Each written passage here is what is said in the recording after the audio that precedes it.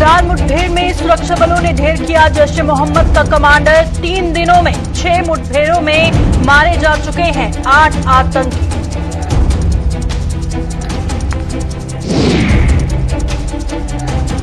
दिव्यांगों के उत्थान के लिए न्यायपालिका भी आई आगे। जस्टिस मागरे ने कहा, कानून ने दिया समाज के अहम हिस्से की मदद का हक।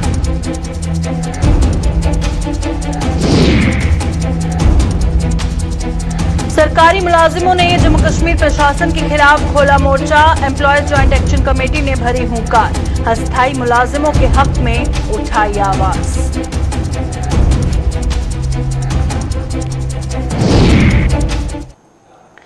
नमस्कार, जम्मू कश्मीर का ये बुलेटिन देख रहे हैं आप और मैं हूं प्रियंका गुप्ता आपके साथ। तो चलिए शुरुआत करते हैं खबरों की। कश्मीर घाटी में सुरक्षा बल आतंकवादियों पर कहर बनकर बरस रहे हैं। अवंतीपुरा त्राल के तिलवानी मोहल्ला में हुई मुठभेड़ में सुरक्षा बलों ने आज एक आतंकी को मार गिराया। मारे गए आतंकी की पहचान जैश ए मोहम्मद के कमांडर शाम सोफी के रूप में की गई है, जिसकी मौत सुरक्षा बलों के लिए बड़ी सफलता मानी जा रही है। पिछले 3 दिनों में सुरक्षा बलों और आतंकवादियों के बीच ये छठी मुठभेड़ थी। इन 6 मुठभेड़ों में सुरक्षा बलों ने 8 आतंकियों को ढेर कर दिया। दरअसल सूत्रों से मिली सूचना के आधार पर एसओजी, सेना और सीआरपीएफ का एक दल अवंतीपुरा त्राल के तिलवानी मोहल्ले में पहुंचा और तलाशी अभियान शुरू कर दिया। सूचना मिली थी कि मोहल्ले में 2 से 3 आतंकवादियों ने प्रवेश किया और सूचना के आधार पर जैसे ही सुरक्षा बलों ने मोहल्ले की घेराबंदी के साथ तलाशी अभियान शुरू किया, एक मकान में छिपे आतंकियों ने उन पर गोलीबारी शुरू की। जवाब देने से पहले आतंकियों को हर बार की तरह सुरक्षा बलों ने आत्मसमर्पण करने को कहा, परंतु जब वे नहीं माने तो इस ओर से भी जवाबी कार्रवाई शुरू कर दी गई, जिसमें एक आतंकी मारा गया।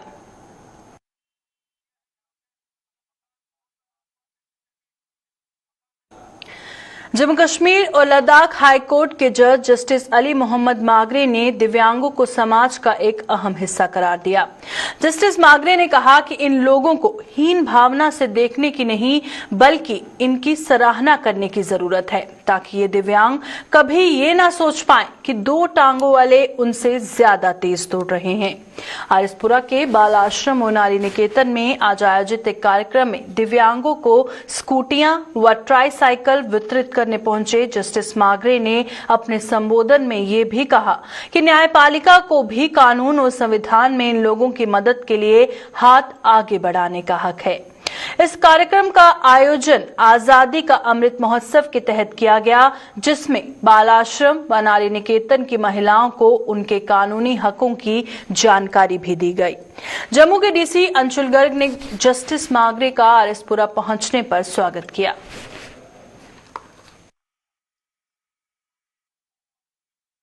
जो स्कीम के साथ बेनिफिट्स हैं, काफी बेनिफिट है। गवर्नमेंट ऑफ इंडिया और government of Jammu and Kashmir ने और कई इदारों ने काफी बेनिफिट रखे हम सब लोगों के, और इसमें हम आए ये देखने के लिए। ये नहीं कि आपने देखा कि कुछ बच्चों को, कुछ ये जो हमारे स्पेशली हमने लोग, इनको हम बहुत ही अप्रिशिएट करने के लिए आए हैं, हौसला देने के लिए। किस कारण इनकी ये पोजीशन बने वो एक अलग से चैप्टर है, मगर हमने ये सोच के चलना है कि इनकी अगर किसी को कमजोरी है, कमजोरी जिसको कहें जिस्मानी कमजोरी है, हम उस जिस्मानी कमजोरी को पूरा करने के लिए यहाँ आए। इसी तरह चलना चाहे और हमारे से ज्यादा तेज चलना चाहे, इसको ये फीलिंग ना रहे ये जो 2 टांगों वाला आदमी है वो दौड़ रहा, मैं नहीं दौड़ रहा। इसीलिए बाइसिकल जितने भी सहूलियत आज बनाए, ये डिमॉन्स्ट्रेशन स्कीम के तहत ये लोग कर रहे हैं और हम इनकी मदद कर रहे हैं। जुडिशरी का क्या रोल है इसमें? तो ऑलरेडी डिपार्टमेंट लगे हुए हैं, सरकार ने रखे हैं, मगर जुडिशरी का भी रोल इसमें बन गया है। जो हमने कानून ने हमें दिया, आईन ने दिया। जम्मू कश्मीर के विभिन्न सरकारी विभागों में सेवाएं दे रहे अस्थायी कर्मचारियों के समर्थन में उतरे स्थायी कर्मचारियों ने प्रशासन के खिलाफ मोर्चा खोल दिया।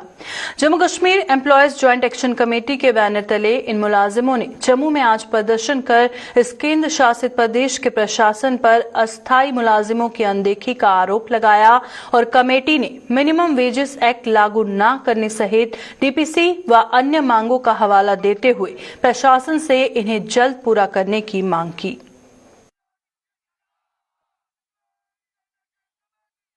आज का जो प्रोटेस्ट उसका मेन मुद्दा और मकसद ये है कि सबसे अहम मुद्दा जो जम्मू कश्मीर के अंदर है, जहां 1 लाख से ज्यादा जो है टेम्परेरी वर्कर जो सरकार ने लगाए हुए हैं, लेकिन अभी तक सरकार ने उसके लिए कोई पॉलिसी नहीं बनाई और जितनी सरकारें रही हैं उन्होंने भी सिर्फ अपने रूल एंड रेगुलेशन जितने बनाए वो अपने फेवर में बनाए, लेकिन टेम्परेरी वर्कर का 20 और 25 साल से वो काम कर रहे हैं, लेकिन अभी तक उनका मसला जो जूं और तू का पड़ा हुआ है। अगर जम्मू कश्मीर को यहाँ यूटी बनाया है, हम ये डिमांड करते हैं कि दिल्ली के अंदर या डिफरेंट जो यूटी हैं वहां आप मिनिमम वेजेस 18,000 रुपया दिया जाता है, तो जम्मू कश्मीर के जो टेम्परेरी वर्कर है उनके साथ नाइंसाफी क्यों है। 900 जो हेल्पर टू सुपरवाइजर जो सरकार ने जो डिसंगेज किए हैं, हम ये भी डिमांड करते हैं कि उनको भी रीएंगेज किया जाए और साथ ही 3 साल की सैलरी भी उनकी जो है वो रिलीज की जाए। इमीडिएटली जितने मुद्दे हैं ये इनका हल निकाला जाए, अगर नहीं तो आने वाले दौर में बहुत बड़ा आंदोलन हो सकता है जिसकी रिस्पॉन्सिबिलिटी यहाँ यूटी की सरकार हो सकती है। उपराज्यपाल मनोज सिन्हा के दिशा निर्देश पर हर पंचायत को मिनी थ्रेशर मुहैया करवाने की मुहिम अब शुरू हो गई है। इसी कड़ी में आज बिश्ना के खोजीपुरा गांव में कृषि विभाग द्वारा आयोजित एक कार्यक्रम के दौरान विभाग के निदेशक के शर्मा व अन्य अधिकारियों की मौजूदगी में मिनी थ्रेशर जनप्रतिनिधियों के हवाले किया। ये थ्रेशर मिलने से किसानों को फसल समेटने में बेहद आसानी होगी। के शर्मा ने बताया कि इसमें समय के साथ साथ पैसे की भी बचत होगी और किसान वर्ग जल्द से जल्द फसल समेट पाएगा। साहब ने ये इंस्ट्रक्शन दी थी कि हर पंचायत में एक थ्रेशर दिया जाए ताकि लोग जो हैं किसी भी फसल का, जैसे धान है, मक्की है, गेहूँ है, तो ज़्यादातर यहाँ पर लोग जो है धान और मक्की की फसल का जो थ्रेशिंग करते थे वो मैनुअली करते थे, मजदूरों से करवाते थे। तो उन्होंने ये एक आइडिया दिया कि क्यों ना हर पंचायत को एक थ्रेशर दे दिया जाए ताकि किसानों की ज़िंदगी भी थोड़ी सी आसान हो। इसको देख के बाकी किसान भी अपने थ्रेशर भी खरीद सकते हैं और मैकेनाइजेशन का जो एग्रीकल्चर में जो मैकेनाइजेशन का रोल है उसको बढ़ावा दिया जाएगा, क्योंकि खेती को अगर सस्ता करना है तो मशीनों को ज़्यादा से ज़्यादा इस्तेमाल करना पड़ेगा। एक तो हमें खेत पे मजदूरों की कमी हो रही है, तो 2109 पंचायतों को, हर पंचायत को, जिस पंचायत में जो भी फसल लगती है, चाहे आज जिस पंचायत में मक्की लगती है तो उसमें मक्की का थ्रेशर दे रहे हैं और जिस पंचायत में धान लगता है उसमें धान का थ्रेशर दे रहे हैं ताकि हमारे किसान जो हैं इसका। भारतीय जनता पार्टी महिला मोर्चा मंडल सुचेतगढ़ और मंडल चक्रोई की आज बैठक हुई, जिसकी अध्यक्षता जिला अध्यक्ष महिला मोर्चा प्रवीण कुमारी ने की। पूर्व मंत्री व पार्टी के प्रदेश उपाध्यक्ष श्यामलाल चौधरी भी इस मौके पर मौजूद रहे और इस मौके पर श्यामलाल चौधरी ने जरूरतमंद महिलाओं में वाटर कूलर भी वितरित किए। प्रवीण कुमारी ने अपने संबोधन में कहा कि केंद्र सरकार ने महिलाओं को भी समान अधिकार दिए हैं, जिन्हें आगे आकर अपनी जिम्मेदारी समझनी चाहिए।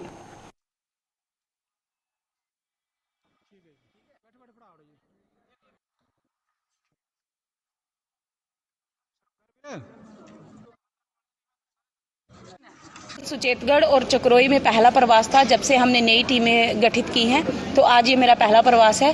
तो हमने यहाँ पर यही प्रयास किया है कि काफ़ी ज़्यादा संख्या में जो महिलाएं हैं वो हमारे साथ जुड़ें ताकि आने वाले जो इलेक्शंस हैं एमएलए के, उसमें हम महिलाओं के साथ लेकर जो अच्छा जो योगदान है वो हम दे सकें।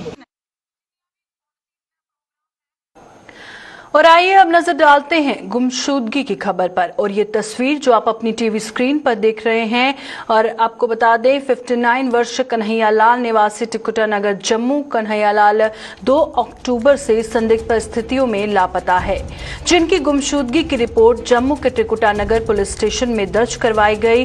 और अगर किसी को भी इनके बारे में कोई जानकारी मिले तो वह टिकुटा नगर पुलिस स्टेशन अथवा मोबाइल फोन नंबर 8862200100 पर संपर्क कर सकता है। जानकारी देने वाले को 15,000 रुपए बतौर इनाम भी दिया जाएगा।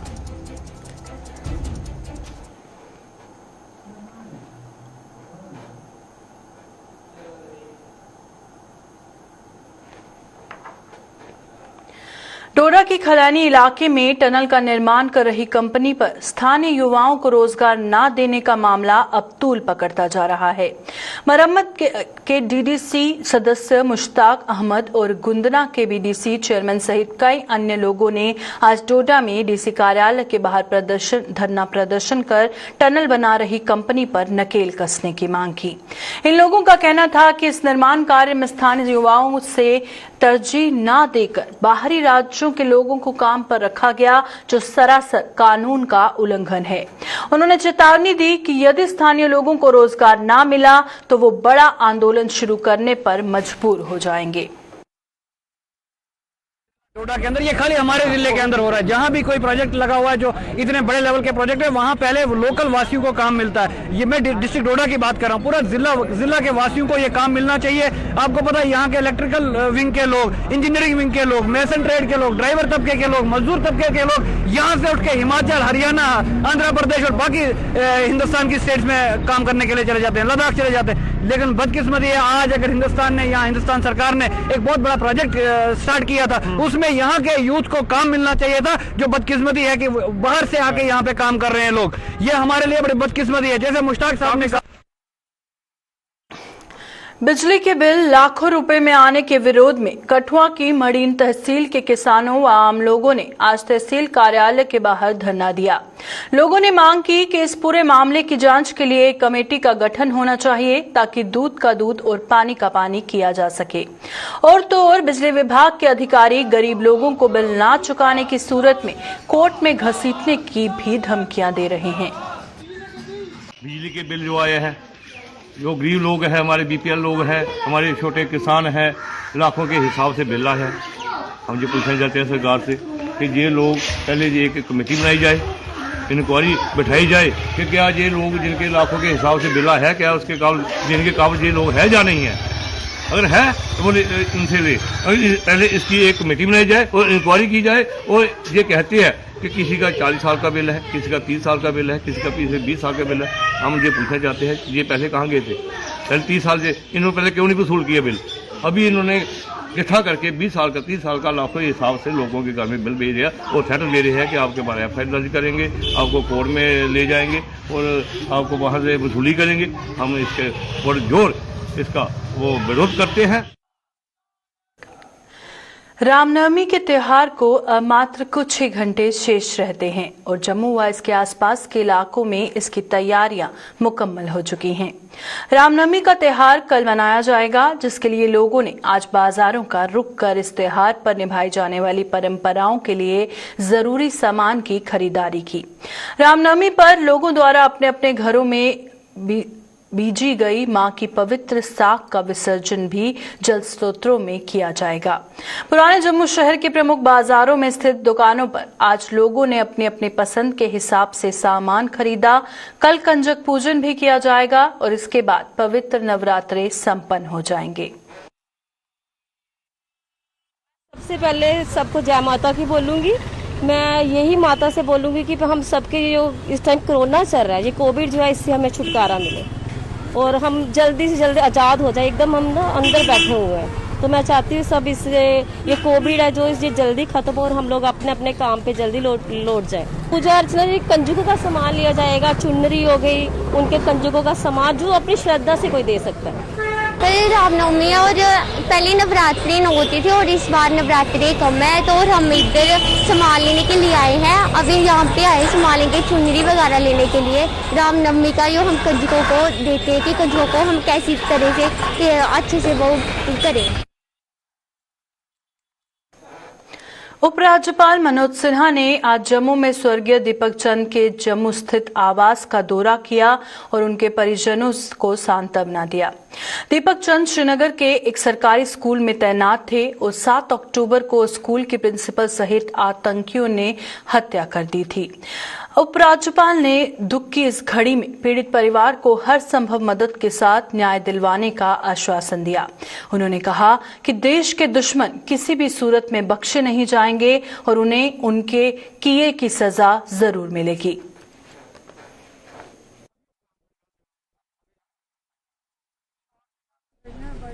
हाँ, हमारी बात सुनो। तो आपने क्या क्या बोला उनसे? नहीं, हमने खाली जॉब के लिए बोला उनको।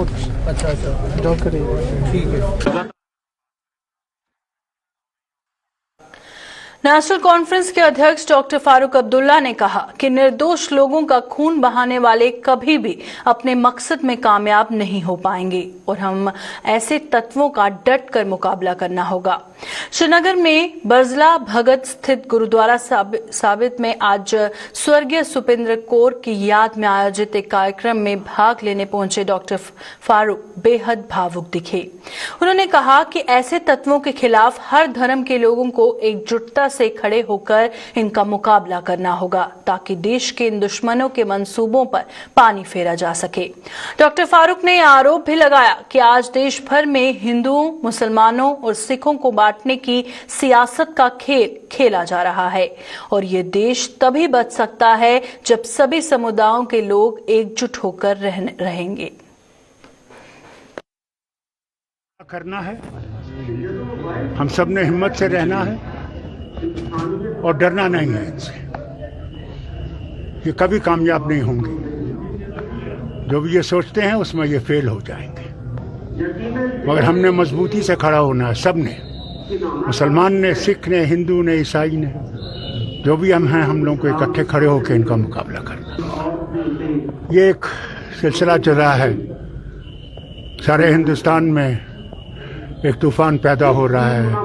मुसलमानों को और हिंदुओं को और सिखों को बांटा जा रहा है और ये जो बांटने की सियासत है इसको बंद करना पड़ेगा, क्योंकि अगर इसको बंद नहीं करेंगे तो हिंदुस्तान नहीं रहेगा और अगर हिंदुस्तान को बचाना है तो हमने इकट्ठे रहकर रहना है और तभी हिंदुस्तान आगे चले। जिला अस्पताल किश्तवाड़ में लगी सीटी स्कैन मशीन को अभी तक मरम्मत न होने के विरोध में सिविल सोसाइटी अब सड़कों पर उतर आई है। सिविल सोसाइटी ने आज जिला अस्पताल के बाहर प्रदर्शन कर प्रशासन पर लोगों को प्रताड़ित करने का आरोप लगाया और ये मशीन पिछले करीब 6 महीनों से खराब पड़ी हुई है और लोगों का कहना है कि ना तो जिला इंतजामिया और ना ही स्वास्थ्य विभाग इस ओर कोई ध्यान दे रहा है। लोगों ने चेतावनी दी कि सीटी स्कैन मशीन की मरम्मत अगर जल्द ना हुई तो वो बड़ा आंदोलन शुरू करने पर मजबूर हो जाएंगे। इस सिलसिले में था कि किश्तवाड़ के अस्पताल के अंदर आज 6-7 महीने से सीटी स्कैन मशीन जो टोटल डिफेक्ट है।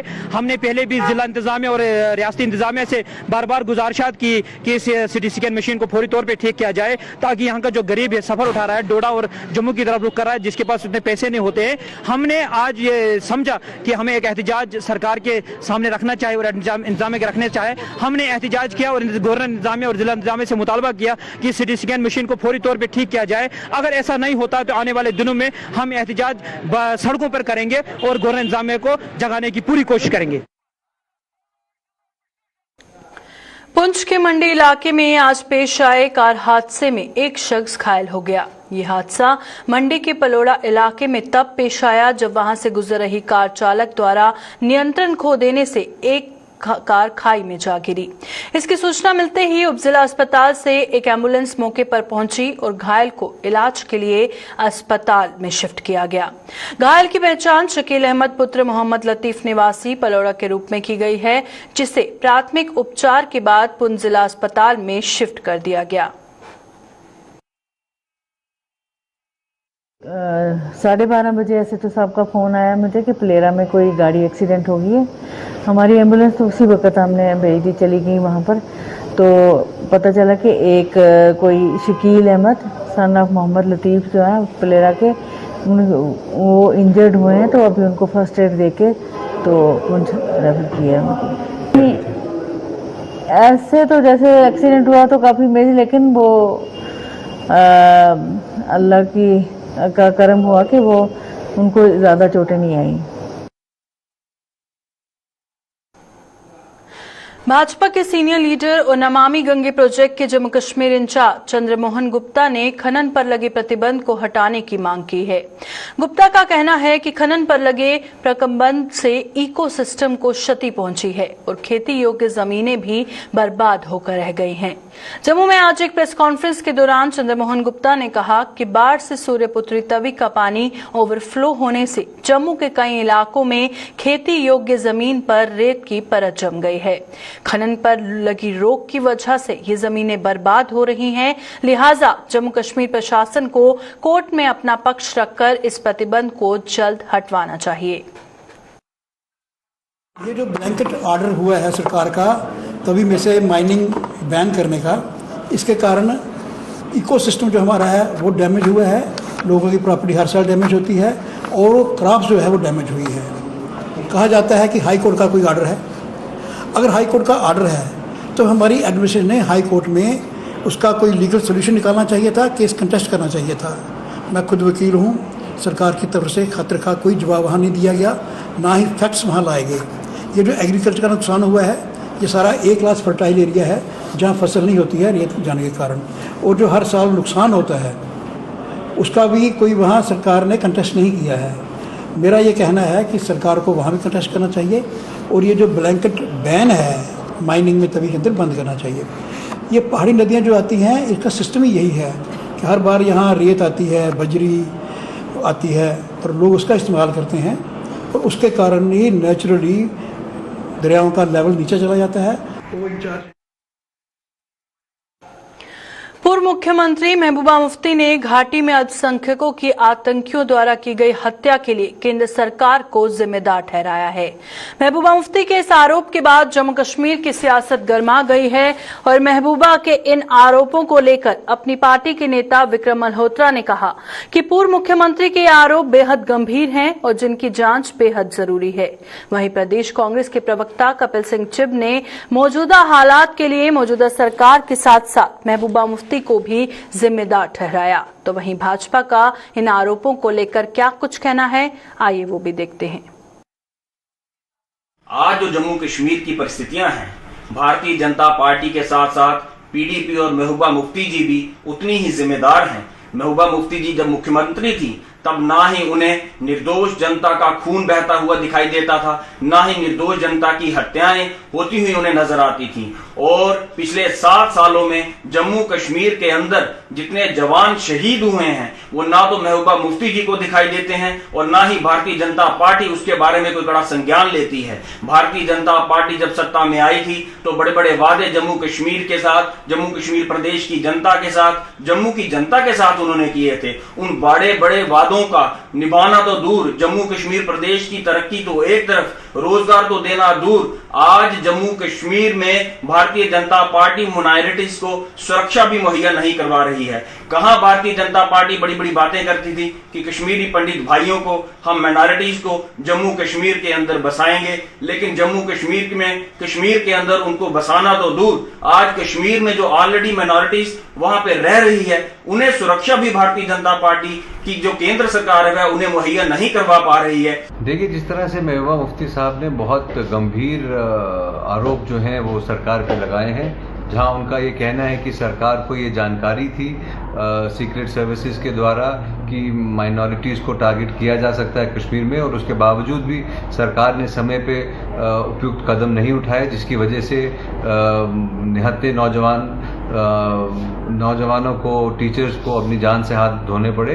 मुझे लगता है ये चिंता का विषय है और इस पे जांच होनी चाहिए और इन तथ्यों की जांच होनी चाहिए कि किन तथ्यों पे महबूबा मुफ्ती साहिबा ये इल्ज़ाम सरकार पे लगा रही है। आदत बन गई है हर जो कदम सिक्योरिटी फोर्सेस या पुलिस फोर्सेस द्वारा उठाया जाता है कश्मीर में, उसको वो क्रिटिसाइज करती हैं। अगर पुलिस ज़रूरी समझ रही है कुछ लोगों से पूछताछ करना, क्योंकि पूरे देश की जो इमेज है वो इंटरनेशनली भी नेशनली भी इस वक्त उस पर दाग लगे हैं, जिस तरह से टारगेटेड सिविलियन किलिंग्स हुई हैं, तो अगर उसके जांच के लिए कुछ लोगों से सवाल करने ज़रूरी है तो वो किए जाने चाहिए। पर सिर्फ इल्ज़ाम बराए इल्ज़ाम जो लगाने की आदत पीडीपी की है, क्योंकि आज वो अपनी राजनीतिक ज़मीन खो चुके हैं, क्योंकि उनकी जो आइडियोलॉजी थी, उनकी जो पॉलिटिक्स थी, उसका मुझे लगता है पीडीपी और नेशनल कॉन्फ्रेंस की पॉलिटिक्स का समय अब खत्म हो गया। की आड़ में आपकी पार्टी ने, नेशनल कॉन्फ्रेंस ने और कांग्रेस ने किस तरह जम्मू कश्मीर के आवाम का पैसा अपनी जेब में डाला है, वो हम भली भांति जानते हैं।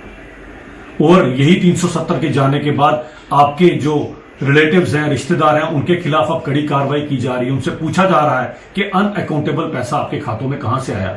इसी कारण 370 का नाम लेना आपके लिए काफी जरूरी बनता है। और जिस ट्रेड संबंध की आप पाकिस्तान जैसे मुल्क से बात कर रहे हैं, तो हम भली भांति जानते हैं कि पूरी दुनिया ने पाकिस्तान के ऊपर FATF की सैंक्शन लगाई हुई है। और ऐसे कंट्री के ऊपर FATF सैंक्शन लगाना क्यों जरूरी है, यह आपको भली भांति पता होगा। पाकिस्तान एक ऐसा भूखा नंगा मुल्क है जिसका प्रधानमंत्री इमरान खान खुद लोटा लेकर भीख मांगता अपना देश चलाने के लिए। उससे ट्रेड कर हमें क्या मिलेगा। अभी के बुलेटिन में फिलहाल इतना ही। दीजिए इजाजत। नमस्कार।